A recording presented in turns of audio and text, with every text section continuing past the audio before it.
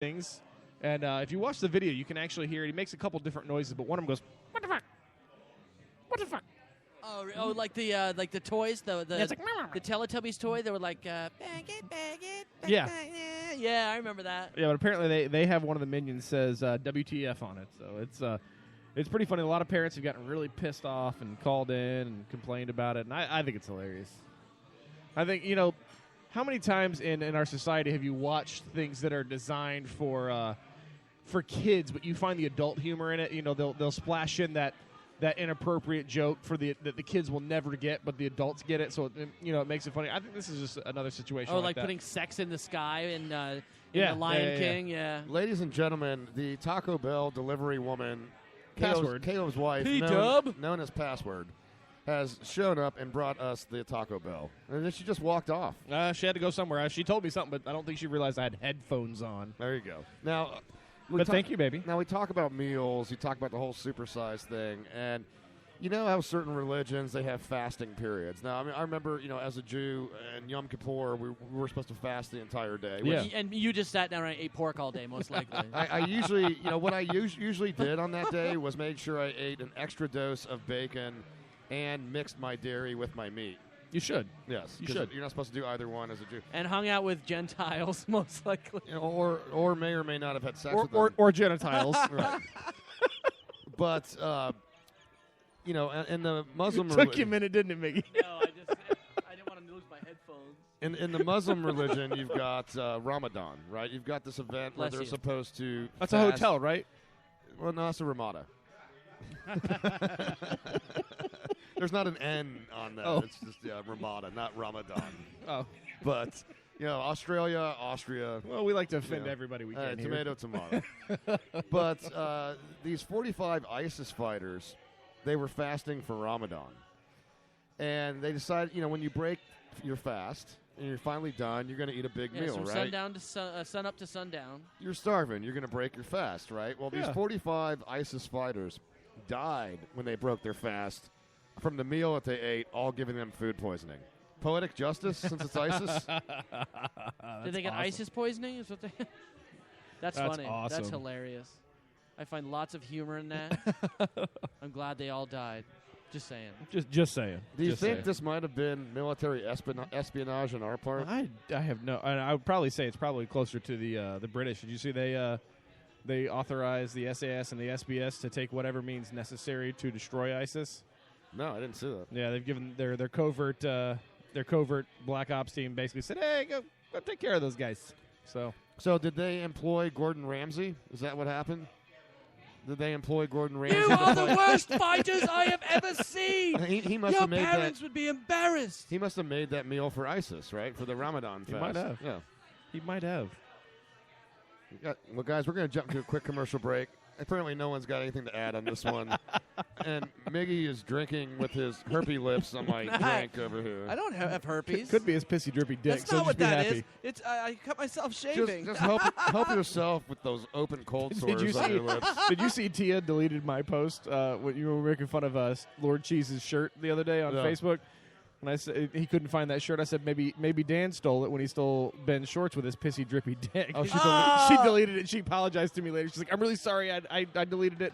I didn't want anybody to get offended. I just kind of panicked and deleted it." I'm like, don't worry about it. She was probably worried Aaron was going to see it. Probably. Panicked? All right, well, guys, we're going to jump into a quick commercial break now. When we get back, we're going to get into some job stories, the things that people do for jobs, the things that people do to promote their businesses. Stay with us. We'll be right back after this. Howdy, folks. It's your old pal Bubba Clinton here. On the heels of the overwhelming success of my novelty condom line known as Billy Bags, I've been urged by my female constituency to create Dildos, a new line of sex toys for all you tarts, which I personally guarantee will please your lady parts. First up the bat is the JFK. This majestic rubber dong will end any missile crisis blockading your panty hamster. This dildo comes complete with a fully adjustable internal spine, proven to tickle any G-spot. Upgrade to the Deluxe, which includes exploding head action. For you ladies on the go, try the travel size RFK model. A little pocket willie is sure to make that kitty purr. Now for you BBWs sporting a moose knuckle, we got a dildo just for you. The Grover Cleveland is warranted to stretch any meat sleeve. It was designed with new exciting rubber technology that actually expands with contact and moisture. This bad boy will have the fat lady singing from beginning to end. The Grover is for sure to be re-elected to your Oval Office. Next in line is a novelty Buildo sure to complete any collection. The George Washington is the first of its kind. A solid wooden dong made out of the finest cherry straight from Mount Vernon. I cannot tell a lie, ladies. I did not have sex with that. Well, I'm just kidding. Use with caution, as extreme friction can cause splintering. These shafts will be a numbered limited edition, so don't hesitate and pre-order one today. Finally, if you like a little kink in the stink, then let me propose to you the Bulldozer, a marvelously designed butt plug with unyielding penetrating power. This fleshy dork screw is equipped with a tightly coiled spring to allow rapid jackhammer gratification. This Buildo even comes with its own operating glove to prevent slippage during accelerated use. So don't delay and order one today. Or better yet, why not nominate all my representatives to be members of your cabinet? I am Bill Clinton, and I approve these insertables. Look for Buildos in adult stores near you. Have you been minding your own business, only to have your day or evening ruined by a dirty animal? Well, Bitch Be Gone Animal Control, we're here to ensure these pests won't bother you no more. We use top-of-the-line traps and hunting techniques to capture our prey so that you can get on with your day. Here's our boys in action. Look at that. This one's been way overfed, Jimmy. Why don't you lay down that banana pudding trap? That's it. That's it now. A little closer. A little closer now. Oh, she bit me on the nipple. Get it. Gotcha, bitch. Hey, what are you doing? Where are you taking me? Sorry, ma'am. We got called about you pestering these gentlemen. We're just doing our job. At Bitch Be Gone Animal Control, we guarantee to capture every sort of creature that may be invading your personal space. Give us a call at 555-GET-UGLY, and we'll come and rescue you from those pesky varmints. Here's our boys again on another successful rescue mission. Okay, Billy. Before we go in, we want to be real careful now. This one seems to be quick and fasted. All right, now. It's slowly sway. And then pounce. Easy. Boom goes dynamite. Oh my God! What the are you doing? Get your damn hands off of me! So, ma'am, these young men called us for our services. We're just doing our job. You see there? At Bitch Be Gone, we're helping the single man fight the good fight against the unwanted. So the next time you fall victim to the advances of a mangy mess of a woman, you know who to call. And remember, at Bitch Be Gone Animal Control, don't be mad. We're just doing our job. There's a blast from the past now. This is Violet, former producer of the Cranial Mission Show. Doing a little station ID for you now. So say it loud. I'm a craniac and I'm proud. You white people are so damn funny. Welcome back to the Cranial Mission Show, folks. Ben Charles, Miguel Hito, the C Squared, Caleb Crispy, special guest Chris Nelson, and C Squared's wife, Password. Password's here. Password. All hanging out here live at the Lion's Den. Brian Lyons sitting here with us as well. A nice crowd here at the Lion's Den, here in the Ybor Muda Triangle, known as Ybor City. Having a good time. You want to be a part of the show? You can do so by dialing 813-438-6068. I teased before the commercial break the things that people do for jobs, the things that people do to promote their businesses.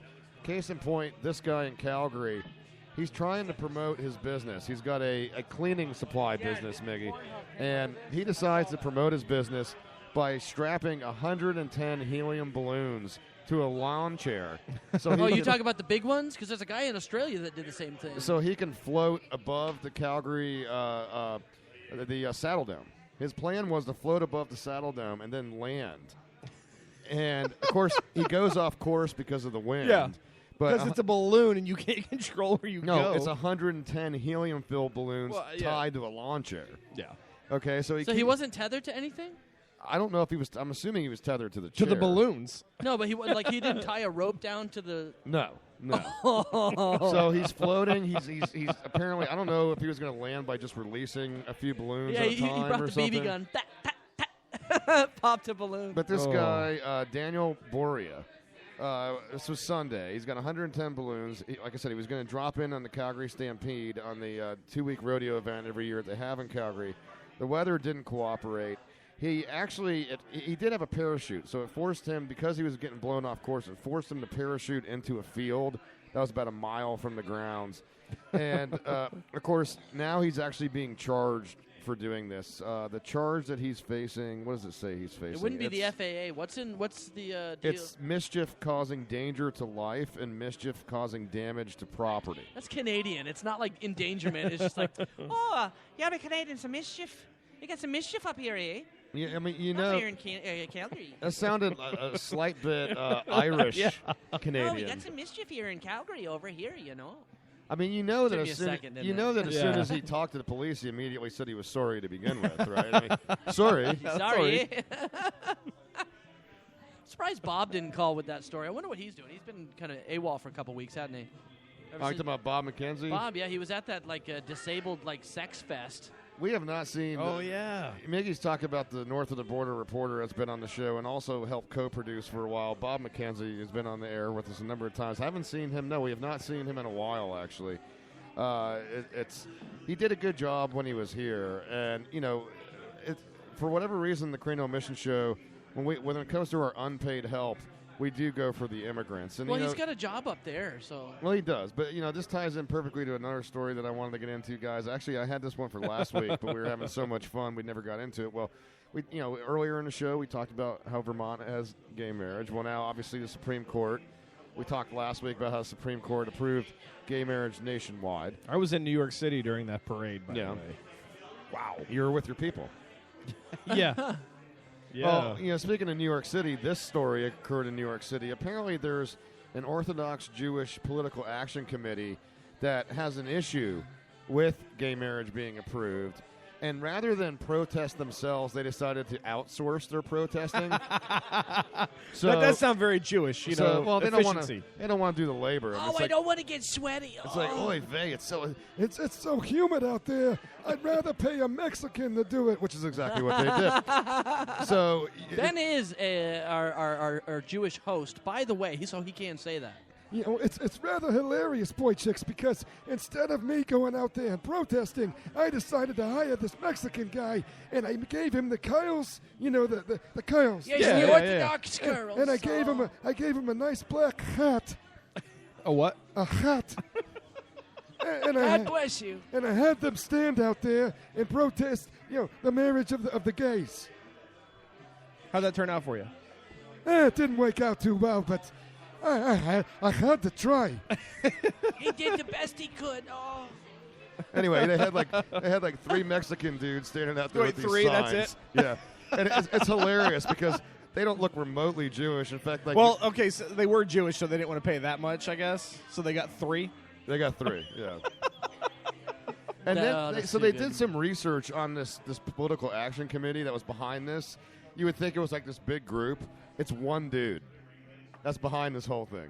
Oh, really? So it was one lazy Jewish guy. So, maybe that's why they hired Mexicans, because, they needed more than one person out there. It's like Mitch Hedberg. I want to protest, but I don't know what. He's like, I want to protest or whatever it was, but he doesn't know how to do it. I don't know.